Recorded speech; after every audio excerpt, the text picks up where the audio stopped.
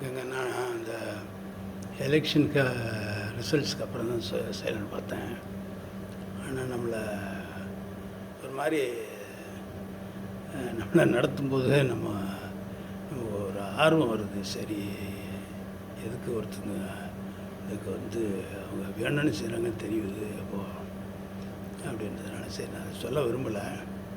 எனக்கு திருப்பி சொன்னால் நம்மளை தப்பு நம்ம தப்பு செய்யணும் அப்படின்னு சில நினைக்கும் போது நம்ம என்ன பண்ண முடியும் இல்லையா? சரிங்க, ஒன்றும் இல்லை. நான் அந்த டெரர் டால் அப்படின்னு ஒரு சிறுகதை ஒன்று எழுதினேன். இப்போது என்னுடைய கதையை கடைசியாக உங்களுக்கு ஒரு கதை சொல்லணும்னு பார்க்குறேன். அதாவது ஒரு டால் மேனுஃபேக்சரிங் கம்பெனிங்க, இந்த பொம்மை செய்கிற கம்பெனி. அந்த கம்பெனி பொம்மைங்கெல்லாம் லோட் ஆகிட்டு ஒரு இடத்துக்கு வருது. ஒரு தனிமையான இடத்துக்கு வந்த உடனே அந்த சில ஆளுங்க அந்த லாரியை பிடிச்சி வச்சிடுறாங்க. ஒரு 4 நாள் அந்த டிரைவரை பிடிச்சி வச்சு அந்த லாரியில் பொருள்லாம் இறக்கி அதில் டெக்னீஷியன்ஸ் வேலை செய்கிறாங்க. டெக்னீஷியன்ஸ் வேலை செஞ்சு திருப்பி வேறு டிரைவர் அந்த எந்த குரூப் அவங்கள இது பண்ணிச்சோ, அந்த லாரியை கடத்துச்சோ அந்த குரூப் அவங்கள வேற ஒரு இடத்துக்கு அந்த டிரைவர் அவங்களோட சார்ந்த டிரைவர் அந்த இதில் ஏற்றிக்கிட்டு போகிறார். கடைகள்லாம் ஏதாவது ஒரு ஆர்மி ஆஃபீஸர் மான்சிங்னு பேர், அவருடைய ஒய்ஃபும் குழந்தையும் இது போகிறாங்க. அப்போது ஒரு பொம்மையை பார்க்குது அந்த பொண்ணை ரொம்ப அந்த அம்மாட்ட ரொம்ப பிடிக்கும். எனக்கு அந்த பொம்மை வாங்கி கொடுமா அப்படின்னு சொல்கிறாங்க. அது எடுத்துகிட்டு போகிறாங்க. வீட்டில் கீ போட்டு கொடுத்தா ஒரு வாய்ஸ் அதிலேருந்து வருது. அதாவது என்னுடைய பேர் வேப்ப மரம், அந்த நீம் ட்ரீன்ஸ் வச்சுருக்கேன் இங்கிலீஷில். நம்மளை கஷ்டப்படுத்தினவங்களுக்கெல்லாம் ஒரு நேரம் வருது அப்படின்ற மாதிரி. அதனால் அந்த வாய்ஸை கேட்டோம்னா அந்த அம்மாவும் பொண்ணு ரொம்ப பயந்துடுறாங்க. அந்த பொம்மையை அப்புறம் பயன்படுத்தலை. அடுத்த நாள் அந்த மிலிட்ரி ஆஃபீஸர் அவங்க ஹஸ்பண்டு இந்த பொண்ணுடைய அப்பா வராரு. அவருக்கு இதை சொல்கிறாங்க. சொன்னோன்னா அவங்க போலீஸுக்கு இன்ஃபார்ம் பண்ணுறாங்க. டிடெக்டிவ்ஸ் இன்வெஸ்டிகேஷன் நடத்துகிறாங்க. அந்த கடைகளில் போய் கேட்குறாங்க, அந்த டால் ஃபேக்ட்ரியில் போய் கேட்குறாங்க. அப்புறம் வேறு எதுனா பொருளில் இந்த மாதிரி ப்ரொபகண்டா அவங்களுடைய பிரச்சாரத்துக்கு பயன்படுத்தலாமா அப்படின்னு அவங்க இது பண்ணுறாங்க. அப்புறம் அவங்க இன்வெஸ்டிகேஷன் பண்ணும்போது ஒரு குறிப்பிட்ட ஒரு இடத்துல ஒரு பெரிய விழா ஒன்று நடக்க போகுது. அதில் எல்லா மதத்தினர் ஜாதியினரெல்லாம் சேர்ந்து இந்த தேரை இழுக்கிற மாதிரி ஒரு இது இருக்குங்க. அப்புறம் அந்த ஆற்றுல இறங்கி ஒரு ரிச்சுவல் ஒன்று பண்ணுறாங்க. அந்த ரிச்சுவல் நடக்கும்போது ஒருத்தர் சந்தேகப்படக்கூடிய ஒரு மனிதர் வர்றாரு. டிடெக்டிவ்ஸ் அவரை வாட்ச் பண்ணிக்கிட்டே இருக்காங்க. தோளில் ஒரு பை ஒன்று இருக்குது, தாடியை வச்சுருக்காரு.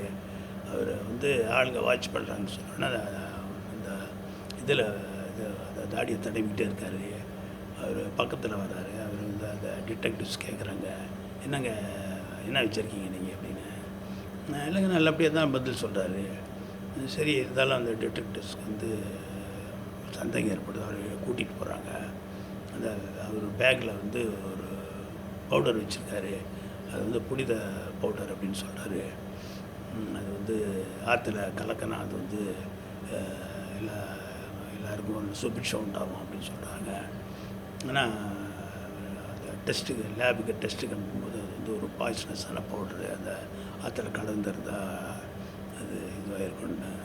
அதனால் டிடெக்டிவ்ஸ் அதிகாரிங்க ஒரு பெரிய ஒரு இதை தடுத்துட்டாங்கன்ற மாதிரி ஒரு இது எல்லோரும் சந்தோஷப்படுறாங்க. பல பேர் பல நாடுகள்லேருந்து பார்க்கக்கூடிய ஒரு விழா அது. அப்போது இது நடந்தது ஒரு தடுத்து நிறுத்தினது ஒரு பெரிய ஒரு ஆபத்தை தடுத்து நிறுத்தினது எல்லாருக்கும் சந்தோஷம் அளிக்குது. நன்றிங்க. இது என்னுடைய கதை. இது சுதீர் ஜேம்ஸ் கதை. நான் இப்போ ஒரு சில ஃபிலிம் டைரக்டர்ஸ் பார்க்கலான்னு இருக்கேங்க. பழைய டைரக்டர்ஸ் இங்கிலீஷில் பார்த்திங்கன்னா சார்லி சாப்ளின் கோல்ட் ரஷ்னு ஒரு படம் டைரக்ட் பண்ணியிருக்காரு. சர்ஜி யங்ஸ்டன் அவர் வந்து இது ரஷ்யன் டைரக்டரு கிரிஃபித் அப்படின்னு ஒருத்தர் இருந்திருக்காரு. Buster Keaton, Fritz Lang, Frank Capra, Roman Polanski, Alfred Hitchcock ஒரு பெரிய அவருடைய ஒரு படத்தை தான் அங்கே வந்து ஒரு தழுவலாக ஒரு படம் எடுத்தாங்க அவருடைய அந்த பேஸில். பில்லி வைல்டர், அது வந்து மர்லின் மென்ரோன்னு பெரிய நடிகை கேள்விப்பட்டிருக்கேன், சூசைட் பண்ணி இறந்துட்டாங்க. அவங்கள வச்சு நிறைய படம் எடுத்திருக்காரு அவர். அப்புறம் வில்லியம் வைலர், பென்னர்னு அந்த சேரியட் ரேஸ் எல்லாம் இருக்கும், அதில் பிரம்மாண்டமான படம் அது, பெரிய ப்ரொடியூசரு. அப்புறம் அக்கிரா குருசாவா ஒரு ஜாப்பனீஸ் டைரக்டரு. அதே மாதிரி நாகிஷா ஓஷிமா, அவரும் ஜாப்பனீஸ் டைரக்டர். டேவிட் லீன், அவர் வந்து அந்த சார்ல்ஸ் டிக்கன்ஸ்னு ஒரு பெரிய நாவலிஸ்ட் இருந்தார். அவருடைய சில படங்களெல்லாம் தத்ரூபமாக எடுத்திருக்காரு. சார்ல்ஸ் இந்த கிரேட் எக்ஸ்பெக்டேஷன்ஸ்னு ஒன்று எடுத்திருக்காரு. சத்யஜித் ரே, நம்ம இந்திய நாட்டுக்காரரு. அவர் ஃபஸ்ட்டு படம் வந்து பாத்தார் பஞ்சாலி அப்படின்ற ஒரு படம். அவர் இன்டர்நேஷ்னலி அக்ளைம்டு டைரக்டர் அவர். ஸ்டீவன் ஸ்பீல்பர்க் ஜுராசிக் பார்க் எடுத்தவர். குடி ஆலன், அப்புறம் ஃப்ரான்சிஸ் ஃபோர்டு கோப்போலா த காட்ஃபாதர் எடுத்தவர். அவர் தான் முதல்ல இந்த ஃபிலிம் இன்ஸ்டியூட்டில் இருந்து ஸ்டூடெண்ட்ஸு அவங்கெல்லாம் சேர்ந்து எடுத்த ஒரு படம் வந்து. அப்புறம் ஜேம்ஸ் கேமரூன் அவதார் எடுத்தவர். அப்புறம் ஹிந்தியில் பார்த்திங்கன்னா நம்மளுக்கு அந்த அளவுக்கு ஒரு இது தெரியாது, நம்ம யார் என்னன்னு தெரியல. அதனால் ஹிந்தி டைரக்டர்ஸை பற்றி தெரியல. ஆனால் ஒரு சில டைரக்டர்ஸை மட்டும் சொல்லலாம். சிப்பின்னு ஒருத்தர் இருந்தார், ஷோலேன்னு ஒரு படத்தை டைரக்ட் பண்ணார். அப்புறம் வந்து பிஆர் சோப்ரா, அவரும் ஒரு பெரிய டைரக்டரு, எல்லா அருமையான படங்கள்லாம் எடுத்திருக்காரு. நமக்கு தெரியாததை நம்ம சொல்லக்கூடாது இல்லைங்களா, அதனால். அப்புறம் வந்து பெரிய டைரக்டர்னு கேட்டிங்கன்னா